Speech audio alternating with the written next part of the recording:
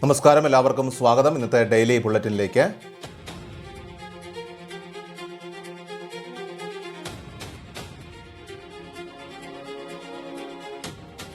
നാളെ 2026 ഓഗസ്റ്റ് മാസം 29-ാം തീയതി ശനിയാഴ്ച. ഇന്നത്തെ ഏറ്റവും പ്രധാനപ്പെട്ട വാർത്താ അപ്ഡേറ്റുകളും നാളെയും തുടർന്നുള്ള ദിവസങ്ങളിൽ നിങ്ങൾ അറിഞ്ഞിരിക്കേണ്ട, ശ്രദ്ധിക്കേണ്ട വളരെ പ്രധാനപ്പെട്ട വാർത്താ അപ്ഡേറ്റുകൾ, അറിയിപ്പുകൾ എന്തൊക്കെയെന്നാണ് ഇന്നത്തെ ഡെയിലി ബുള്ളറ്റിൻ നിങ്ങളുമായിട്ട് ഷെയർ ചെയ്യുന്നത്. എല്ലാ പ്രേക്ഷകരും പൂർണ്ണമായിട്ട് ഈ അപ്ഡേറ്റുകൾ ശ്രദ്ധിക്കുക. വീഡിയോ ഒന്ന് ലൈക്ക് ചെയ്യുവാനും വാർത്തകൾ എല്ലാവരിലേക്കും ഷെയർ ചെയ്യുവാനും ചാനൽ യൂട്യൂബിൽ സബ്സ്ക്രൈബ് ചെയ്യുവാനും ഫേസ്ബുക്കിലും ഇൻസ്റ്റാഗ്രാമിലും ഫോളോ ചെയ്യുവാനും മറക്കരുത്. ഏറ്റവും ആദ്യത്തെ പ്രധാനപ്പെട്ട വാർത്താ അപ്ഡേറ്റ്: സ്ത്രീധനം വാങ്ങുന്നവരും നൽകുന്നവരും ശിക്ഷിക്കപ്പെടാതെ രക്ഷപ്പെടുന്ന സാഹചര്യം ഒഴിവാക്കാൻ കേസുകളുടെ വിചാരണ വേഗത്തിലാക്കണമെന്ന് സുപ്രീം കോടതി നിർദ്ദേശിച്ചു. സ്ത്രീധനം നൽകുന്നതും ചോദിക്കുന്നതും സമൂഹത്തിൽ ആഴത്തിൽ വേരൂന്നിയ ഒരു ദുരാചാരമാണ്. 1961 സ്ത്രീധന നിരോധന നിയമം കൃത്യമായി നടപ്പാക്കുന്നതിൽ പല പ്രായോഗിക ബുദ്ധിമുട്ടുകളുണ്ടെന്ന് കോടതി ചൂണ്ടിക്കാട്ടി. ഈ സാഹചര്യം പെട്ടെന്ന് മാറില്ല എന്നതിനാൽ തന്നെ നിയമനിർമ്മാണ സഭ, കോടതികൾ, അതോടൊപ്പം തന്നെ പോലീസ്, സന്നദ്ധ സംഘടനകൾ തുടങ്ങിയ എല്ലാ വിഭാഗങ്ങളുടെയും ഒന്നിച്ചുള്ള ഇടപെടൽ ആവശ്യമാണ്. കേസുകളുടെ വിചാരണ അനാവശ്യമായിട്ട് മാറ്റിവെക്കരുതെന്നും അഥവാ മാറ്റിവെക്കുകയാണെങ്കിൽ അതിൻ്റെ കാരണം വ്യക്തമായിട്ട് രേഖപ്പെടുത്തണമെന്നും കോടതി ഉത്തരവിട്ടു. പ്രതിഭാഗം വക്കീല് തുടർച്ചയായിട്ട് ഹാജരാകാതിരുന്നാൽ വിചാരണ വൈകാതിരിക്കാൻ ലീഗൽ എയ്ഡ് വക്കീലിനെയോ അമിക്കസ് ക്യൂറിയെയോ നിയോഗിക്കണം. അന്വേഷണ ഉദ്യോഗസ്ഥന് സ്ഥലം മാറ്റമോ വിരമിക്കലോ ഉണ്ടായാൽ പകരം ഒരു ഉദ്യോഗസ്ഥനെ സമയബന്ധിതമായി തന്നെ ചുമതലപ്പെടുത്തണം. കൂടാതെ ജഡ്ജിമാർ, പോലീസ്, പ്രോസിക്യൂട്ടർമാർ, കൗൺസിലർമാർ തുടങ്ങിയവർക്ക് ആവശ്യമായ പരിശീലനവും ബോധവൽക്കരണ പരിപാടികളും സംഘടിപ്പിക്കണമെന്നും ഹൈക്കോടതികൾക്കും സംസ്ഥാനങ്ങൾക്കും സുപ്രീം കോടതി കർശന നിർദ്ദേശം നൽകി. അടുത്ത പ്രധാനപ്പെട്ട വാർത്താ അപ്ഡേറ്റ്: നമ്മുടെ സംസ്ഥാനത്ത് ഗർഭിണികൾക്കായിട്ട് നടപ്പിലാക്കുന്ന മികച്ചൊരു സഹായ പദ്ധതിയാണ് പ്രധാനമന്ത്രി മാതൃവന്ദന യോജന അഥവാ PMMVY. APL BPL വ്യത്യാസമില്ലാതെ സർക്കാർ, പൊതുമേഖലാ സ്ഥാപനങ്ങളിൽ ജോലിയല്ലാത്ത സാധാരണക്കാർ, ദിവസവേതനക്കാർ, സ്വകാര്യ മേഖലയിൽ ജോലി ചെയ്യുന്നവർ തുടങ്ങി എല്ലാവർക്കും ഈ പദ്ധതിയുടെ പ്രയോജനം ലഭിക്കും. ഗർഭകാലത്തും പ്രസവ സമയത്തും തൊഴിൽ ദിനങ്ങൾ നഷ്ടമാകുന്ന അമ്മമാർക്ക് സാമ്പത്തിക കൈത്താങ്ങേകാനാണ് ഈ ആനുകൂല്യം നൽകുന്നത്. പദ്ധതി പ്രകാരം ആദ്യ പ്രസവത്തിന് 5000 രൂപ ഗഡുക്കളായിട്ടും രണ്ടാമത്തെ പ്രസവത്തിൽ പെൺകുഞ്ഞാണെങ്കിൽ 6000 രൂപ ഒറ്റത്തവണയായിട്ടും നേരിട്ട് ബാങ്ക് അക്കൗണ്ടുകളിലേക്ക് ലഭിക്കും. ഇതിനായിട്ട് അടുത്തുള്ള അംഗനവാടി ജീവനക്കാരെ സമീപിച്ചാൽ മതിയാകും. അവർ ആവശ്യമായ രേഖകൾ പരിശോധിച്ച് ഓൺലൈനായിട്ട് ഡാറ്റ എൻട്രി പൂർത്തിയാക്കി നൽകും. തുടർന്ന് തുക നിങ്ങളുടെ ആധാറുമായി ബന്ധിപ്പിച്ച ബാങ്ക് അക്കൗണ്ടിലേക്ക് നേരിട്ട് ക്രെഡിറ്റ് ആകുന്നതാണ്. കൂടുതൽ വിവരങ്ങൾക്കായിട്ട് തൊട്ടടുത്തുള്ള അംഗനവാടിയുമായി ബന്ധപ്പെടാവുന്നതാണ്. അടുത്ത പ്രധാനപ്പെട്ട വാർത്താ update: India post Gramin Dak Sevak നിയമനത്തിൻ്റെ ഭാഗമായിട്ട് branch post master, assistant branch post master, Dak Sevak എന്നീ തസ്തികകളിലേക്ക് ഇപ്പോൾ അപേക്ഷ ക്ഷണിച്ചിരിക്കുകയാണ്. യോഗ്യരായ ഉദ്യോഗാർത്ഥികൾക്ക് ഓഗസ്റ്റ് 31 മുതൽ സെപ്റ്റംബർ 19 വരെ ഒറ്റത്തവണ രജിസ്ട്രേഷൻ പൂർത്തിയാക്കാവുന്നതാണ്.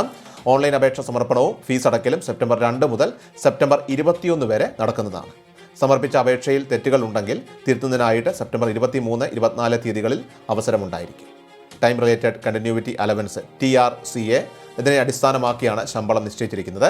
ഇതിൽ ബ്രാഞ്ച് പോസ്റ്റ് മാസ്റ്റർമാർക്ക് 12000 രൂപ മുതൽ 29380 രൂപ വരെയും, assistant branch post master, Dak Sevak തസ്തികയിലുള്ളവർക്ക് 10000 രൂപ മുതൽ 24470 രൂപ വരെയും അടിസ്ഥാന ശമ്പളം ലഭിക്കും.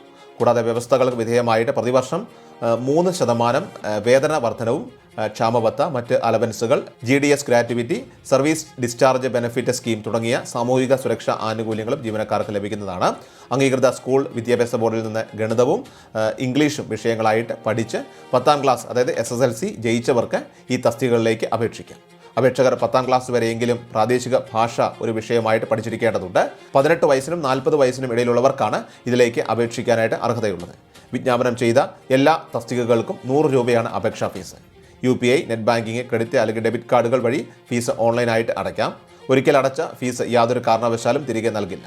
അതേസമയം വനിതകൾ, പട്ടികജാതി പട്ടികവർഗ വിഭാഗങ്ങൾ, ഭിന്നശേഷിക്കാർ, ട്രാൻസ് വുമൺ എന്നീ വിഭാഗങ്ങളിൽപ്പെടുന്ന അപേക്ഷകരെയൊക്കെ തന്നെ അപേക്ഷാ ഫീസിൽ നിന്നും ഒഴിവാക്കിയിട്ടുണ്ട്. അടുത്ത പ്രധാനപ്പെട്ട വാർത്താ അപ്ഡേറ്റ്: കേരള സംസ്ഥാന ന്യൂനപക്ഷ ക്ഷേമ വകുപ്പ് സാമ്പത്തികമായിട്ട് പിന്നാക്കം നിൽക്കുന്ന ന്യൂനപക്ഷ വിഭാഗങ്ങളിൽപ്പെട്ട വനിതകൾക്കായിട്ട് നടപ്പിലാക്കുന്ന ഇമ്പിച്ചി ബാബ ഭവന പുനരുദ്ധാരണ പദ്ധതിയിലേക്ക് പുതിയ ഘട്ട അപേക്ഷകൾ ഇപ്പോൾ ക്ഷണിച്ചിരിക്കുകയാണ്. സംസ്ഥാനത്തെ മുസ്ലിം, ക്രിസ്ത്യൻ, ജൈന, സിഖ്, പാഴ്സി, ബുദ്ധ എന്നീ അംഗീകൃത ന്യൂനപക്ഷ വിഭാഗങ്ങളിൽ ഉൾപ്പെടുന്ന വിധവകൾ, ലീഗൽ ഡിവോഴ്സ് നേടിയവർ, ഭർത്താവ് ഉപേക്ഷിക്കപ്പെട്ട സ്ത്രീകൾ എന്നിവർക്കാണ് ഈ പദ്ധതിയിലൂടെ മുൻഗണനാടിസ്ഥാനത്തിൽ ധനസഹായം ലഭ്യമാക്കുന്നത്. സ്വന്തമായോ ഭർത്താവിൻ്റെ പേരിലോ ഉള്ളതും 1200 ചതുരശ്ര അടിയിൽ കവിയാത്തതുമായിട്ടുള്ള വീടുകളുടെ മേൽക്കൂര, ഭിത്തി, വാതിൽ, അതോടൊപ്പം തന്നെ ജനലുകൾ, ഫ്ലോറിംഗ്, പ്ലംബിംഗ്, സാനിറ്റേഷൻ അല്ലെങ്കിൽ ഇലക്ട്രിഫിക്കേഷൻ തുടങ്ങിയ അടിസ്ഥാന അറ്റകുറ്റപ്പണികൾ പൂർത്തിയാക്കുന്നതിനായിട്ട് 50,000 രൂപ വരെ തിരിച്ചടക്കേണ്ടതില്ലാത്ത ഒരു ധനസഹായമാണ് ഈ പദ്ധതി വഴി വകയിരുത്തിയിട്ടുള്ളത്. ഈ സാമ്പത്തിക ധനസഹായത്തിന് അപേക്ഷിക്കുന്ന വനിത കുടുംബത്തിലെ ഏക വരുമാനദായകയായിരിക്കും. ഇതോടൊപ്പം തന്നെ PPL വിഭാഗത്തിൽപ്പെട്ടവർ, അതോടൊപ്പം തന്നെ ശാരീരിക മാനസിക വെല്ലുവിളികൾ നേരിടുന്ന മക്കളുള്ളവർ, പെൺകുട്ടികൾ മാത്രമുള്ള അപേക്ഷകർ, ക്യാൻസർ അല്ലെങ്കിൽ വൃക്കരോഗം തുടങ്ങിയ ഗുരുതര രോഗബാധിതരുള്ള കുടുംബങ്ങൾ എന്നിവർക്ക് തെരഞ്ഞെടുപ്പിൽ പ്രത്യേക മുൻഗണന ലഭിക്കുന്നതാണ്. എന്നാൽ സർക്കാർ അല്ലെങ്കിൽ അർദ്ധ സർക്കാർ സ്ഥാപനങ്ങളിൽ സ്ഥിര വരുമാനമുള്ള മക്കളുള്ളവർക്കും അതോടൊപ്പം തന്നെ കഴിഞ്ഞ 10 വർഷത്തിനിടയിൽ സർക്കാരിൽ നിന്നോ സമാന ഏജൻസികളിൽ നിന്നോ ഭവന നിർമ്മാണത്തിനോ പുനരുദ്ധാരണത്തിനോ ധനസഹായം ലഭിച്ചവർക്കും ഈ പദ്ധതിയിലേക്ക് അപേക്ഷിക്കാൻ അർഹതയുണ്ടായിരിക്കില്ല. സംസ്ഥാനത്തെ 14 ജില്ലകളിൽ നിന്നുള്ള അർഹരായവർക്ക് പദ്ധതിയിലേക്ക് അപേക്ഷ അയക്കാവുന്നതാണ്. ന്യൂനപക്ഷ ക്ഷേമ വകുപ്പിൻ്റെ ഔദ്യോഗിക വെബ്സൈറ്റായിട്ടുള്ള minority.welfare.kerala.gov.in വഴി അപേക്ഷാ ഫോം ഡൗൺലോഡ് ചെയ്ത് അത് പൂരിപ്പിച്ച് റേഷൻ കാർഡ്, അതോടൊപ്പം തന്നെ കരമൊടുക്കിയ രസീത്, അതുപോലെ തന്നെ സ്ഥിരതാമസ സർട്ടിഫിക്കറ്റ്, വിവാഹബന്ധം വേർപെടുത്തിയത് അല്ലെങ്കിൽ ഭർത്താവിൻ്റെ മരണം തെളിയിക്കുന്ന രേഖ, വീടിൻ്റെ വിസ്തീർണവും അറ്റകുറ്റപ്പണിയുടെയൊക്കെ തന്നെ ആവശ്യകതയും സാക്ഷ്യപ്പെടുത്തുന്ന വില്ലേജ് അല്ലെങ്കിൽ തദ്ദേശ സ്വയംഭരണ ഉദ്യോഗസ്ഥൻ്റെയൊക്കെ സാക്ഷ്യപത്രം, ബാങ്ക് പാസ്ബുക്ക് എന്നിവയുടെയൊക്കെ പകർപ്പുകൾ സഹിതം അതാത് ജില്ലാ കളക്ടറേറ്റിലെ ന്യൂനപക്ഷ ക്ഷേമ സെക്ഷനിൽ നേരിട്ട് അല്ലെങ്കിൽ തപാൽ മുഖേനയോ നിങ്ങൾക്ക് സമർപ്പിക്കാൻ സാധിക്കും. അർഹതയുള്ള മുഴുവൻ ആളുകളും ഈ അവസരം സമയബന്ധിതമായി തന്നെ പ്രയോജനപ്പെടുത്തി ഈ ആനുകൂല്യം നേടിയെടുക്കാനായിട്ട് പ്രത്യേകം ശ്രദ്ധിക്കേണ്ടതാണ്. അടുത്ത പ്രധാനപ്പെട്ട വാർത്താ അപ്ഡേറ്റ്, പെൻഷൻ ഗുണഭോക്താക്കൾ പ്രത്യേകം ശ്രദ്ധിക്കേണ്ട ഒരു പ്രധാനപ്പെട്ട വിഷയം പങ്കുവയ്ക്കുകയാണ്. ബയോമെട്രിക് മസ്റ്ററിംഗ് സമയബന്ധിതമായി തന്നെ പൂർത്തിയാക്കുന്നതിനെക്കുറിച്ചാണ് പറയാൻ പോകുന്നത്. സർക്കാരിൻ്റെ നിലവിലുള്ള ഔദ്യോഗിക അറിയിപ്പുകൾ പ്രകാരം ബയോമെട്രിക് മസ്റ്ററിംഗ് പ്രക്രിയ പൂർത്തിയാക്കുന്നതിനായിട്ട് വരാനിരിക്കുന്ന സെപ്റ്റംബർ മാസം 30-ാം തീയതി വരെയാണ് സമയപരിധി അനുവദിച്ചിരിക്കുന്നത്. അതുകൊണ്ട് തന്നെ ഇതുവരെയായിട്ട് മസ്റ്ററിംഗ് നടപടികൾ പൂർത്തിയാക്കാനായിട്ട് സാധിക്കാത്തവർ അടുത്ത മാസത്തിനുള്ളിൽ തന്നെ തൊട്ടടുത്തുള്ള അക്ഷയ കേന്ദ്രങ്ങളിൽ നേരിട്ടെത്തി ഈ ഒരു പ്രക്രിയ കൃത്യമായി പൂർത്തിയാക്കാൻ പ്രത്യേകം ശ്രദ്ധിക്കേണ്ടതുണ്ട്. ഇനി എന്തെങ്കിലും തരത്തിലുള്ള ശാരീരിക പ്രയാസങ്ങൾ മൂലമോ അല്ലെങ്കിൽ മറ്റടിയന്തര കാരണങ്ങളാലോ അക്ഷയ കേന്ദ്രങ്ങളിൽ നേരിട്ടെത്താനായിട്ട് സാധിക്കാത്ത കിടപ്പ് രോഗികളായിട്ടുള്ള ആളുകളുണ്ടെങ്കിൽ അവർക്ക് ഈ ആനുകൂല്യം നഷ്ടപ്പെടാതിരിക്കാൻ പ്രത്യേക സംവിധാനം ഒരുക്കിയിട്ടുണ്ട്. ഇത്തരത്തിലുള്ളവർ തങ്ങൾ നേരിടുന്ന വിഷയം ബന്ധപ്പെട്ട വാർഡ് മെമ്പറെയോ അല്ലെങ്കിൽ തൊട്ടടുത്തുള്ള അക്ഷയ കേന്ദ്രത്തിലോ കൃത്യമായിട്ട് വിളിച്ചറിയിക്കേണ്ടതായിട്ടുണ്ട്. ഇങ്ങനെ വിവരങ്ങൾ കൈമാറുന്ന കിടപ്പ് രോഗികളുടെയൊക്കെ തന്നെ വീടുകളിൽ അക്ഷയ ജീവനക്കാർ നേരിട്ടെത്തി ഈ ഒരു മസ്റ്ററിംഗ് നടപടി നടത്തുന്നതിനുള്ള എല്ലാ സൗകര്യങ്ങളും ഒരുക്കി നൽകുന്നതാണ്. ഇതിനായിട്ട് അക്ഷയ ജീവനക്കാർക്ക് തടസ്സമില്ലാതെ വീടുകളിലേക്ക് എത്താൻ സാധിക്കുന്ന കൃത്യമായിട്ടുള്ള നിങ്ങളെ കോൺടാക്റ്റ് ചെയ്യാൻ സാധിക്കുന്ന മൊബൈൽ നമ്പർ, വീടിൻ്റെ ലൊക്കേഷൻ, വിലാസം, ഇതൊക്കെ യാതൊരു സംശയങ്ങൾക്കും ഇടയില്ലാത്ത വിധം വ്യക്തമായിട്ട് പറഞ്ഞു കൊടുക്കുവാൻ എല്ലാ ഗുണഭോക്താക്കളും, ഇത്തരത്തിലുള്ള അർഹരായിട്ടുള്ള ഗുണഭോക്താക്കൾ അതോടൊപ്പം തന്നെ അവരുടെ ബന്ധുക്കളൊക്കെ തന്നെ പ്രത്യേകം ശ്രദ്ധിക്കേണ്ടതാണ്. ഇത്തരമൊരു സൗകര്യത്തിലൂടെ കിടപ്പ് രോഗികൾക്കും യാതൊരു തടസ്സവുമില്ലാതെ മസ്റ്ററിംഗ് പൂർത്തിയാക്കാനും തുടർന്നും തടസ്സമില്ലാതെ നിങ്ങളുടെ പെൻഷൻ ആനുകൂല്യങ്ങൾ എല്ലാ മാസവും കൃത്യമായി കൈപ്പറ്റാനും സാധിക്കുന്നതാണ്. ഇതോടൊപ്പം തന്നെ നമ്മുടെ സംസ്ഥാനത്തെ ലക്ഷക്കണക്കിന് വരുന്ന പെൻഷൻകാരെ ബാധിക്കുന്ന മറ്റൊരു നിർണായകമായിട്ടുള്ള അറിയിപ്പ് കൂടി ഇപ്പോൾ പുറത്തു വന്നിട്ടുണ്ട്. വാർദ്ധക്യകാല പെൻഷൻ, വിധവാ പെൻഷൻ, ഭിന്നശേഷി ആനുകൂല്യങ്ങൾ, കർഷക തൊഴിലാളി പെൻഷൻ തുടങ്ങി വിവിധ ക്ഷേമനിധി ബോർഡുകൾ വഴി ആനുകൂല്യങ്ങൾ കൈപ്പറ്റുന്ന 24 ലക്ഷത്തോളം വരുന്ന ആളുകളെ നേരിട്ട് ബാധിക്കുന്ന ഒരു കാര്യമാണിത്. നിലവിൽ സഹകരണ സംഘം ജീവനക്കാർ വഴി ഗുണഭോക്താക്കളുടെ വീടുകളിൽ നേരിട്ട് പെൻഷൻ തുക എത്തിക്കുന്ന ഹോം ഡെലിവറി സംവിധാനം അത് പൂർണ്ണമായിട്ടും അവസാനിപ്പിച്ച് പെൻഷൻ തുക മുഴുവനായിട്ട് DBT ഡയറക്റ്റ് ബെനിഫിറ്റ് ട്രാൻസ്ഫർ സംവിധാനം വഴി നേരിട്ട് ബാങ്ക് അക്കൗണ്ടുകളിലേക്ക് മാത്രം നൽകാൻ കേന്ദ്ര സംസ്ഥാന സർക്കാരുകൾ തത്വത്തിൽ തീരുമാനിച്ചിരിക്കുകയാണ്. വരാനിരിക്കുന്ന ഓണക്കാലത്ത് പെൻഷൻ വിതരണത്തിൽ തടസ്സമുണ്ടാകാതിരിക്കാൻ ഈ മാറ്റം ഉടനടി നടപ്പിലാക്കിയിരുന്നില്ല. എന്നാൽ സെപ്റ്റംബർ അല്ലെങ്കിൽ ഒക്ടോബർ മാസങ്ങളോടെ എല്ലാവരും തന്നെ നിങ്ങളുടെ ബാങ്ക് അക്കൗണ്ട് വിവരങ്ങൾ അത് അധികൃതർക്ക് മുൻപിൽ നൽകേണ്ടതായിട്ട് വരും.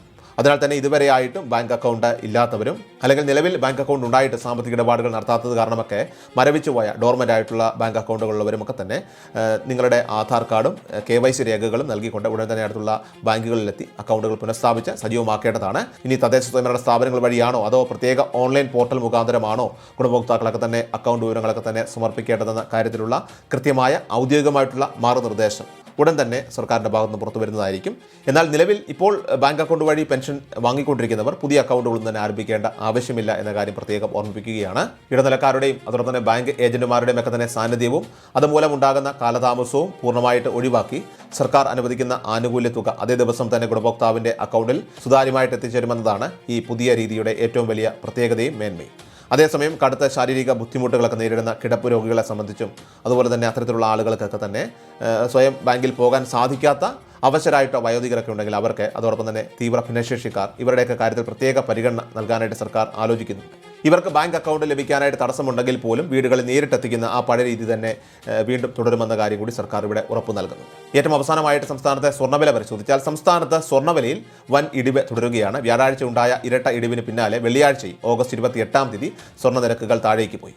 22 കാരറ്റ് സ്വർണ്ണത്തിന് ഗ്രാമിന് 75 രൂപ കുറഞ്ഞ് 14,650 രൂപയും പവന് 600 രൂപ കുറഞ്ഞ് 1,17,200 രൂപയിലുമാണ് വെള്ളിയാഴ്ച വിപണി പുരോഗമിച്ചത്. ഡെയിലി ബുള്ളറ്റിൻ പൂർണ്ണമാകുന്നു. എല്ലാവരിലേക്കും നിങ്ങൾ ഈ അപ്ഡേറ്റ്സ് ഷെയർ ചെയ്യുക. നമ്മുടെ യൂട്യൂബ് ചാനൽ ഇപ്പോൾ തന്നെ സബ്സ്ക്രൈബ് ചെയ്യുക. ഇൻസ്റ്റാഗ്രാമിലും ഫേസ്ബുക്കിലും എല്ലാവരും ഫോളോ കൂടി ചെയ്യുക.